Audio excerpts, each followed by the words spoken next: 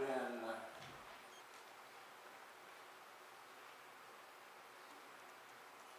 disturbed a lot lately by something that happens to each of us, I would imagine. And that is this thing, this occurrence known as the domino theory. The domino theory says that if you hit the first domino and they're all stacked up, the rest will fall right behind it. The thing about the domino theory that I'm talking about, I've noticed that if I go and put something somewhere, all of a sudden all the things that were there fall down. There's a wooden block. What is the thing called? Django? Yeah, exactly. Which illustrates what I'm trying to say.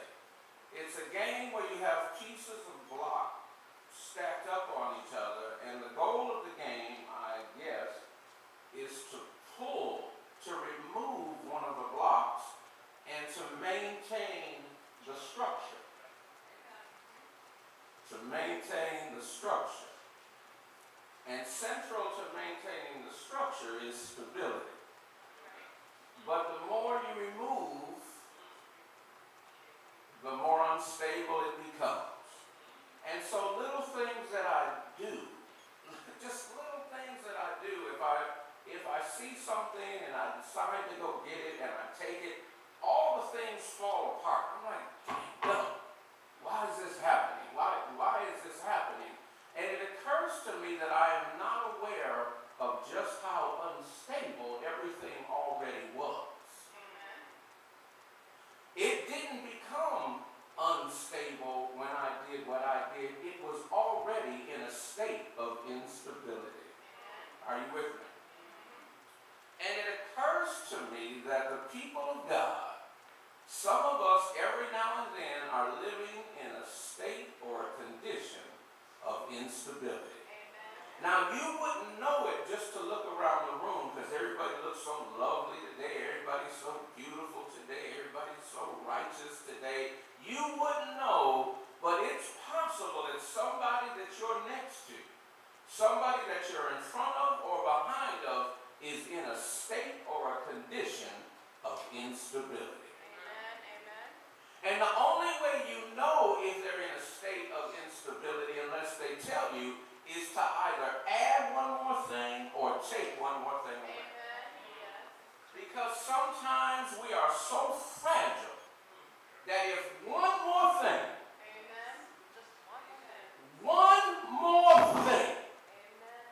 comes into our life, we are like those wooden blocks in Django. We just fall apart. One more thing. Sometimes that's all it takes. And there used to be a word for that. They referred to it as a straw.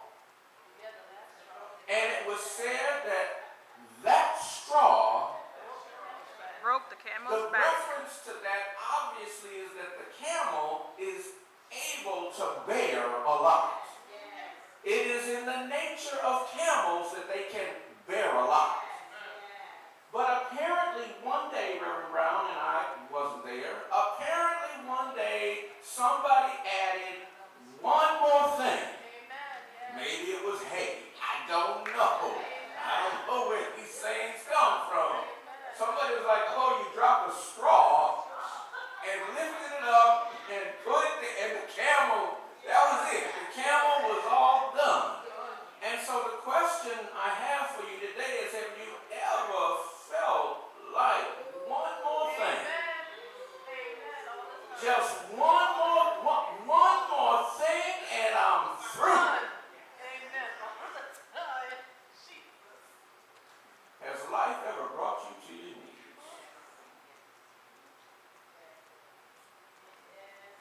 The condition of being unstable, the domino effect of that. The domino or ripples, if you need that imagery, that thing, that one thing that enters into your life, then affects all the other aspects of your life. because you're in a condition of instability. Too much stress a kid. And so this is what I have learned about myself. And perhaps you have had this experience, or maybe you will. One of the things that can lend itself to instability in the life of the believer is the idea or the perception that we are not significant to God. Let me say that again. The straw that can break the back of the believer is the idea, is the perception that we are not significant, or if you prefer a different word, that for some reason we don't seem to matter to God anymore. Or we don't feel like we matter the way we once did.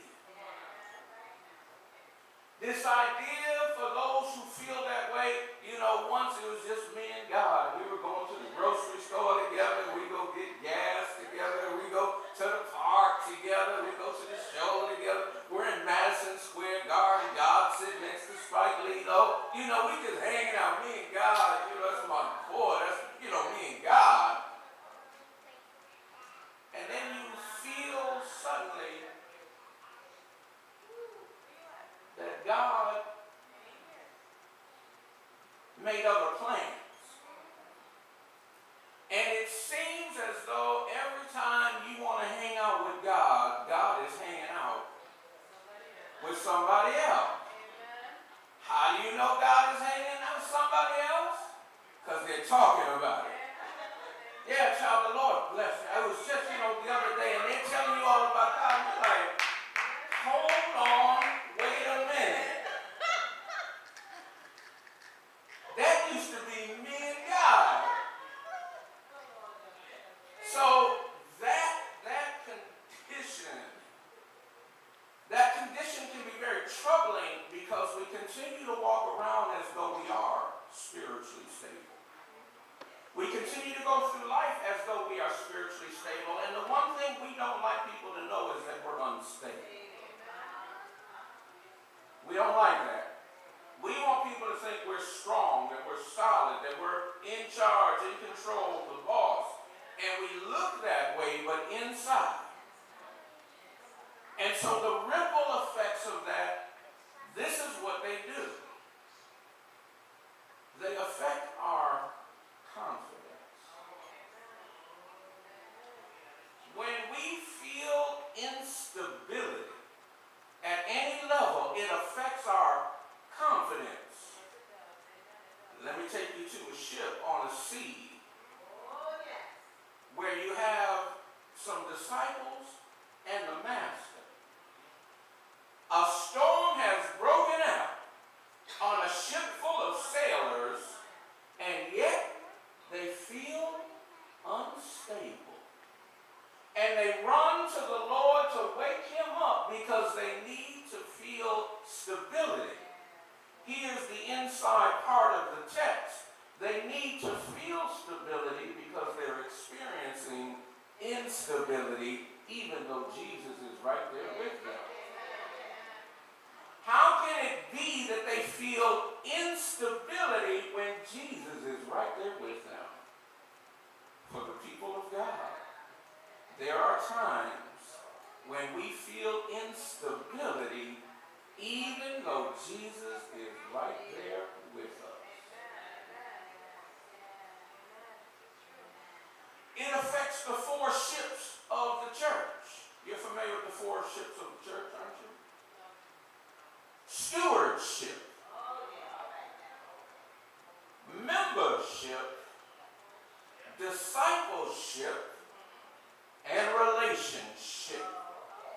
When we are feeling unstable, it affects our sense of security and confidence. When we are not feeling significant, it affects our relationships with one another. especially if the person to our left, to our right, in back or in front, seems to be having a better relationship with certain people than we are. Don't look around at nobody. Don't. Get a handheld mirror and just put it right there. That sense of instability that comes from the condition or the perception that I am not significant.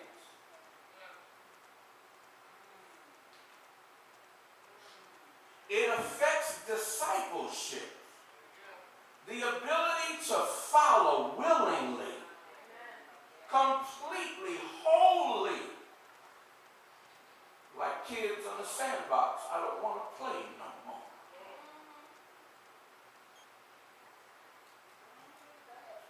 And if I really feel unstable, if I really feel insignificant, I'm not going to leave. I'm just going to try to mess up everything. Every good thing that's going on, I'm going to try to get in there and mess it up. So in the absence of feeling significant, I'm going to feel destructive and get my vibe off of that. It affects our stewardship. Those who don't feel as significant as they feel that they should will often, almost always, exhibit it through their offering.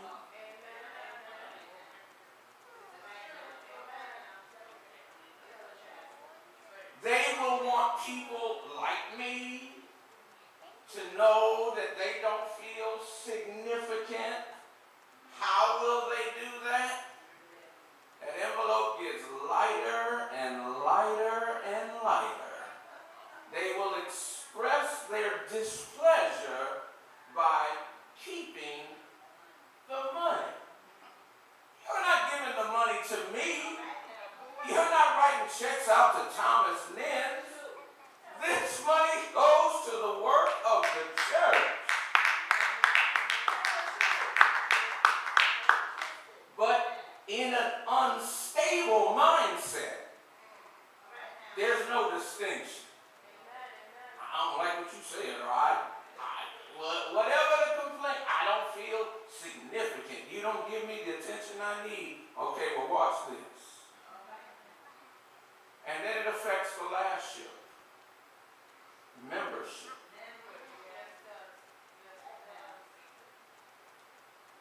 Have you ever been in a place where you didn't feel welcome? How inclined were you to go back to that place? If it's a store and they followed you around, you know what I mean, made you feel like a robber, you almost wanted to pick up that piece of candy just on general principle. Some of you don't know what I'm talking about. Treat you like a criminal just as you walk in the door. Or people are frowned up at you, or people look at you like they're sizing you up, like, you know, they don't like the way you dress, they don't like the way you talk, they don't like where you live. All of a sudden, there's all these mini committees who make a determination on who is and who is not welcome in the house of the Lord. Amen. And just like any bullies in school, they look for the weakest and the most vulnerable, and they attack. Not here, I'm just talking about in other churches and other places. And sometimes the people who are the bullies don't even know that they feel insignificant. Sometimes bullies aren't even aware because somebody got to them. And this is the way they respond. And so in the house of God, you have all these things going on, these questions of significance that leads to instability, that affects our confidence, membership, stewardship, relationships, fellowships. What do we say to these things? Is there a word for these things? It is in John 10. If you look at the Gospel of John, the 10th chapter. It is Jesus' way of speaking truth to power. It is Jesus' way of letting the religious leadership know that I have come for you. And not only have I come for you, I have come for the people that you have been entrusted to lead. And not only did I come for you and the people that you have been entrusted to lead, I have come for people who are outside of this community. Jesus came in the 10th chapter to let everybody know, from the youngest to the oldest, that you are significant to God. Jesus came in the 10th chapter of John to let every man, woman, boy, and girl know that you are significant in the eyes of God.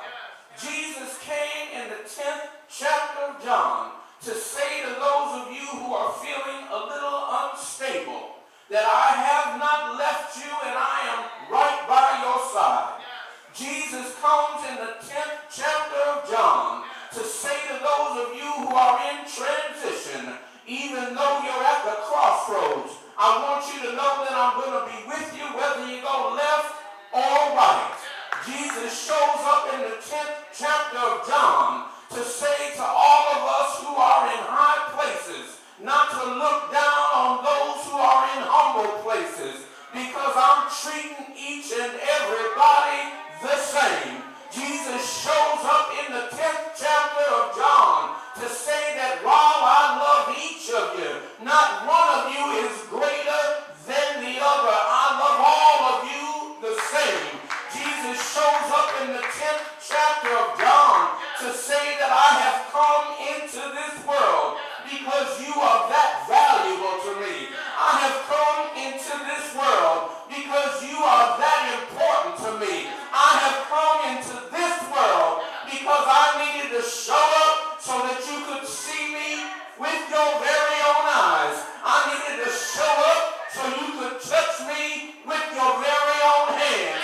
I needed to show up so that you could walk with me a little bit. I needed to show up so you could talk with me a little bit. I needed to show up because every now and then you get a little unstable. Every now and then you get a little uncertain. Every now and then the storms of life will rise. Every now and then you lose your confidence. Every now and then you lose your way. But I have showed up to tell you that I am the way, the truth, and the life. I have come not only that you have life, but you can have life more abundantly. How do you have life more abundantly? You have an abundant life because you have a confident life. And when you have a confident life, you're able to stand in your significance. That is my charge for you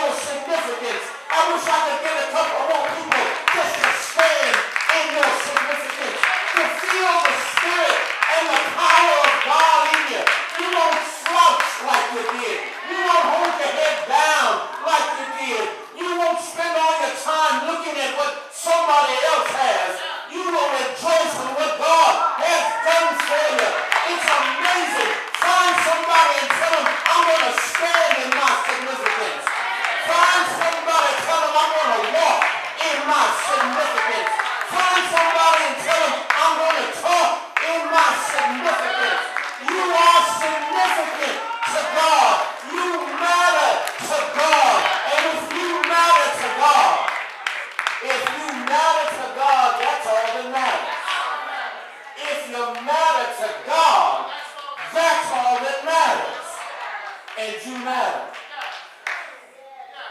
You matter to God.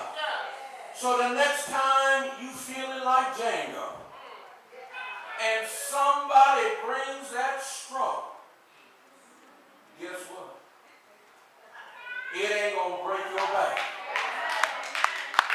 Next time that straw comes your way, you gonna feel it, but you gonna be able to stand in it because you understand that you're not standing on your own. What is the hallmark? What is the characteristic of an unstable Christian? They feel like they're standing on their own. The characteristic, the hallmark of someone in spiritual instability, they feel like they're fighting on their own. They are on the ship with the Lord and they are unstable. Living in instability, and Jesus is right there with them. Stand in your significance.